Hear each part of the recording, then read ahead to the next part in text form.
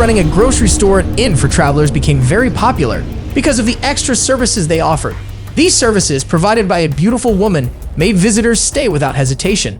Some of them were lucky enough to leave unharmed, while others never saw the light of day again. The Bender family's cabin hid dark secrets that were soon discovered as the souls trapped there sought their eternal rest. This story is not part of any Wild West legend. It is as real as the bloody crimes they committed.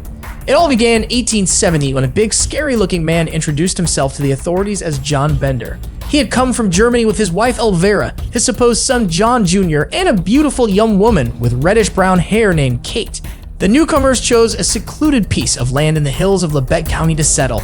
There, they built a simple one-room cabin divided into two parts by a large canvas sheet. The back was their living area, while the front served as an inn and store for travelers passing through.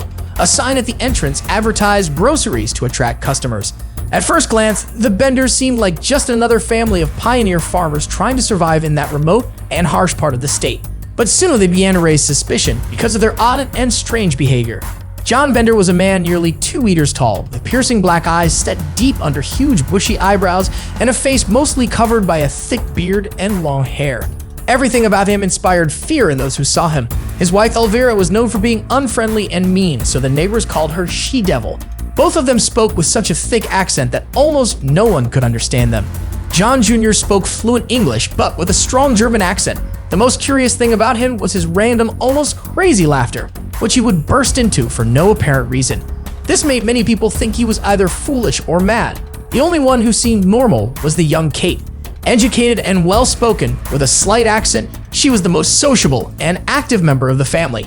She took part in community events, attended Sunday school, and soon began giving talks on spiritualism, claiming to have psychic and healing powers. Her beauty and charming words captivated both men and women, drawing many travelers to the Bender Inn. What no one could imagine was the dark secret hidden behind those walls. While John, Elvira, and John Jr. pretended to be simple farmers, they had actually built a deadly trap inside their cabin, from which very few escape alive. The plan was always the same. When a traveler sat down to eat the food served by the charming Kate, she would distract him with her flirting and attention, while the unsuspecting victim was captivated by her beauty. John and John Jr. waited behind the curtain that separated the rooms. When the time was right, they would hit the traveler hard on the head with a heavy hammer, knocking him out cold.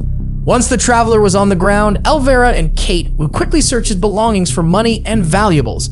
Then they would drag him without hesitation to a trapdoor under the inn's floor. Below was a stinking hole where Kate would finish off the unfortunate victim, cutting his throat from ear to ear without any hint of compassion. The bodies were then buried in the Benders' backyard garden. For years, this family of killers could carry out their bloody crimes without anyone suspecting a thing. After all, in that frontier territory out west, it wasn't unusual for solitary travelers to vanish without a trace.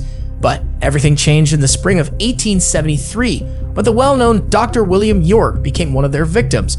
York had gone in search of his patient, an old settler and his daughter, who had also mysteriously disappeared after passing through the Benders' Inn. When his influential brother, the politician Alexander York, heard nothing from the doctor, he gathered a group of neighbors and authorities to start a thorough search. The unpleasant surprise came when they checked the Benders' cabin. The family had fled, leaving the house empty, but a terrible smell came from inside. When they forced their way in, the men found a horrifying scene. Under the wooden floor was a trapdoor nailed shut, hiding a dark hole full of dried blood clots. The awful smell was coming from down there. Terrified, the search party members could barely believe what they were seeing, and it was just the beginning. When they looked around, they noticed an area in the garden where the soil had been disturbed recently. Digging into it, they uncovered the first corpse buried upside down. It was Dr. York himself, with his head smashed and his throat cut from ear to ear. The next day, 9 more mutilated bodies and dismembered human remains were dug up, including those of the old settler and his little daughter, only 8 years old. Her arm was broken, her chest crushed, her right knee torn off, and her leg bent under her body. There was a chance the poor child had been buried alive. The news of the Benders' massacre spread like wildfire. Too many travelers had been killed, and the gruesome details shocked everyone. As fear spread through the town, authorities rushed to track down the fugitives. It wouldn't be easy, as the Benders had covered their tracks so well. Rumors spread that Kate and her brother had been seen together in a Texas town of Denison before meeting up with their parents in Red River Station. From there, the trail went cold as the Benders ventured into Indian territory, a vast desert where outlaws and gunmen roamed freely. According to the locals, the Bloody Benders, as the press had dubbed them, became fugitives of those lawless lands. Soon, heaps of rumors began to circulate. Some spoke of several groups of vigilantes who had ambushed the killers. Another one claimed to have hunted them down and finished them off in a shootout, burying their remains in some remote spot on the plains. But the truth of these testimonies was never known, as the bodies were never found. Over time, the dark legends surrounding the Benders only grew and grew. It was found out that John Bender wasn't his real name. He was actually a German immigrant named John Flickinger. And as for his supposed wife Elvira, it's believed she was born Almira Hill Mark and had several husbands who died under mysterious circumstances.